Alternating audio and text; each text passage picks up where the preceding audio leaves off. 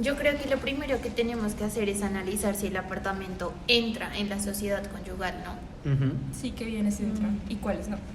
Ok, entonces yo diría que el Mercedes entra, porque pero entra como bien relativo, porque es un bien mueble que entró a título oneroso el día 8 de octubre del 2021.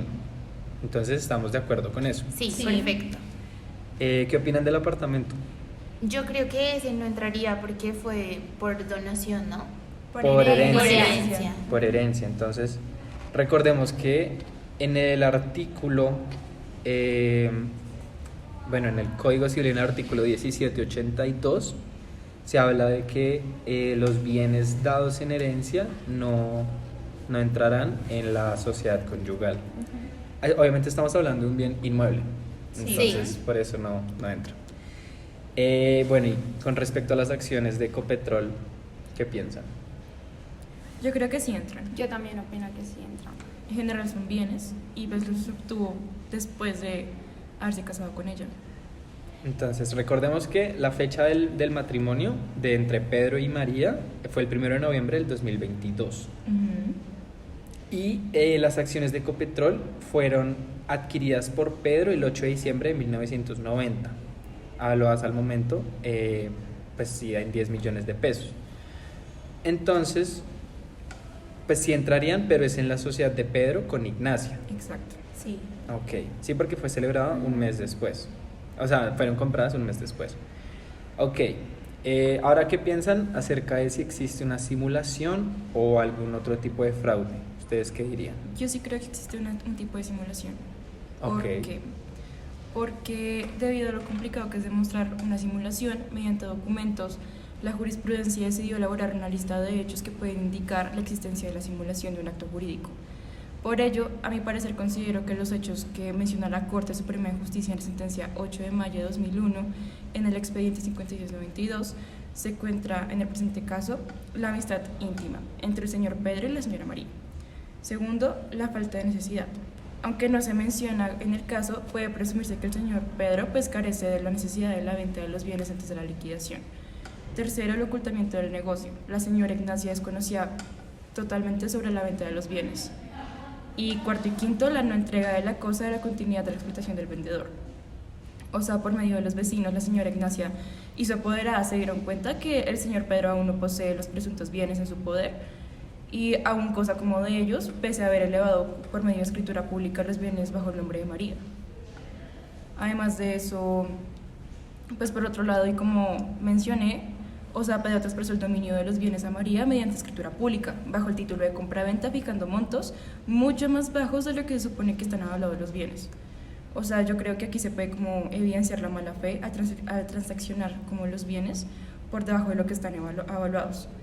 Y pues también aparte de eso, aunque no se necesite como el permiso del cónyuge para la venta, por lo que está a nombre propio, igual como que no se encuentra una necesidad para ocultar la enajenación del mismo, pues a la pareja, al cónyuge, pues que todavía están casados. Sí, pues con respecto al precio irrisorio, pues yo diría que sí existe una simulación del negocio del carro, o sea, del Mercedes, porque pues uno, el precio es irrisorio, y según ese concepto de la Corte, el precio irrisorio pues cae en una simulación, pero sin embargo yo pienso que el tipo de esta simulación es relativo, porque es absoluto cuando la simulación se hace es con dolo.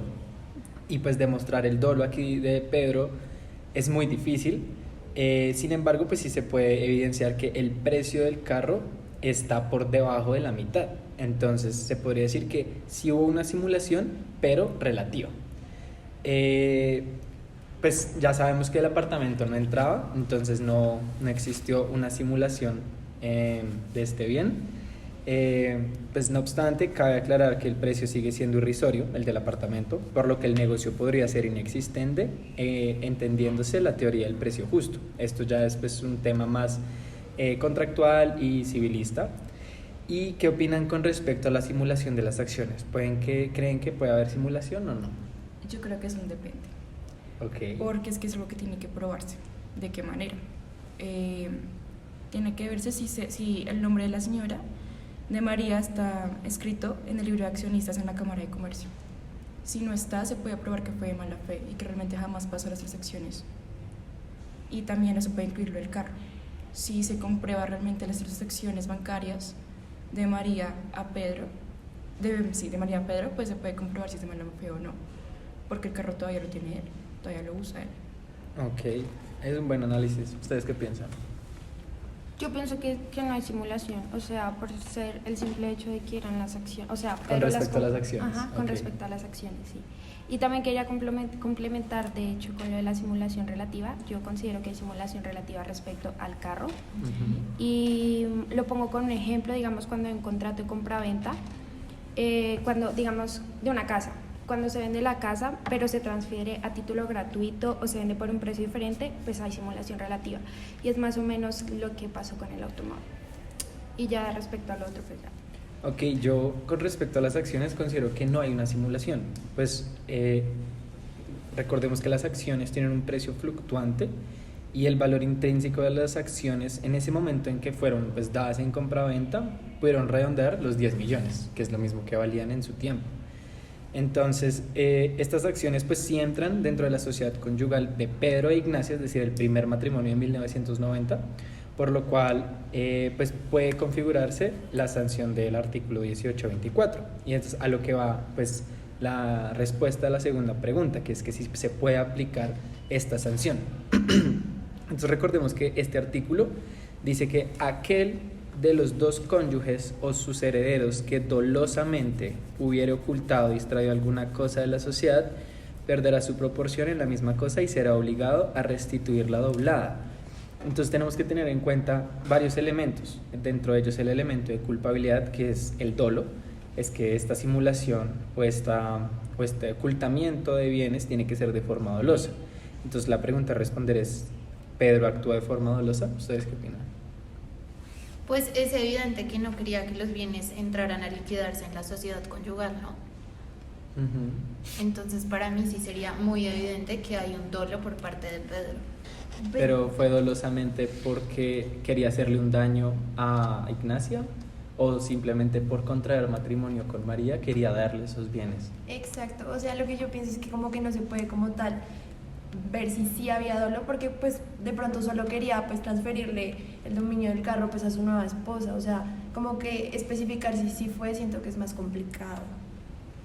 Pero al hacerlo igual le está causando un daño a Ignacia. Pero ¿quién dice que lo está haciendo por eso? Es que en ese Exacto. caso, Ajá. ¿cuál es la necesidad de no hablar con Ignacia primero?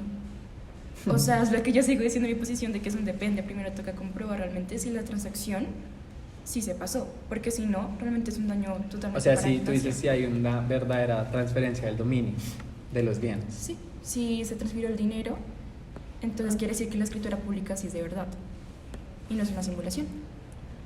Ok, ¿y ustedes cómo demostrarían el dolo? Si que hubiera caso de dolo. En el caso de que no hubiera transacción. O sea, si no hay un documento que avale la Sí, transacción. sí, en los bancos, en los bancos no parece que se pasó tanta cantidad de dinero a Pedro, es dolo directo, la verdad.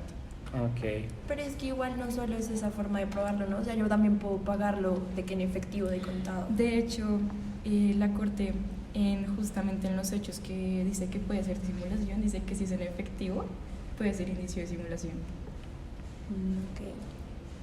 ok, interesante análisis. Y entonces, ya para ir terminando, Pedro debería entregar el carro y las acciones doblando su precio, así como lo estipula en la sanción del artículo 1824. Yo creería que no, porque la Corte precisa que además de que tenga que haber un daño, un dolo, también tiene que presentarse esto en el momento de disolver y liquidar dicha sociedad. O sea, esta venta la debió hacer en el momento en el que se empezó a liquidar, o por lo menos cuando ya había iniciado el proceso de divorcio. Pero no fue así. ¿Cuándo fue que empezó esto? ¿Cuándo fue el que los vendió? Una semana antes de empezar el divorcio. Entonces yo creería que no aplica esta sanción. Ok, Sí, yo antes pensaba que sí se podía aplicar porque cumple con los requisitos subjetivos y objetivos, pero con lo que dice ella sí no cuenta con el requisito de que tiene que ser durante, porque fue antes. Ahí no aplicaría. ok, entonces, ¿qué podemos concluir del tema? que de pronto sí es una simulación absoluta relativa, pero independientemente no se puede aplicar una sanción de este tipo. O sea, estamos de acuerdo con que es una simulación relativa con respecto al carro. Porque no hay dolo, pero sí hay precio irrisorio. Entonces podría ser relativa, lo cual no acaería a la sanción del 1824. Sí. Sí, la sanción. El apartamento no entraba en la sociedad conyugal, por lo tanto no estamos analizando ese caso, pero las acciones probablemente al ser enajenadas, faltando al principio de buena fe, se podría configurar un dolo, así como lo dice la sentencia 2779 del 2020 del magistrado Álvaro Fernando García. Bueno, se podría configurar una simulación absoluta, porque implica dolo, ocultamiento o distracción de la cosa de la sociedad, por lo tanto podría caer en la sanción del 1824. Entonces tendría que pagar 20 millones según ese artículo, doblando el precio. Pero, o sea, eso sí, pero solo si es durante. Pero es que lo hizo una semana antes, que es lo que está diciendo ella. Y por eso no aplicaría la sanción. Entonces Pedro no tendría que doblar ningún precio o sea, no se le impondría esta sanción. Exacto. Exacto. A menos que hayamos como no entendido completamente el artículo, y si se pueda durar antes del divorcio, sí aplicaría la sanción y tiene que pues darle ese dinero a Ignacio. Pero si como lo entendemos es así, pues realmente no tiene por qué darle nada. Más bien sería como otro tipo de sanción para ese caso. Sí.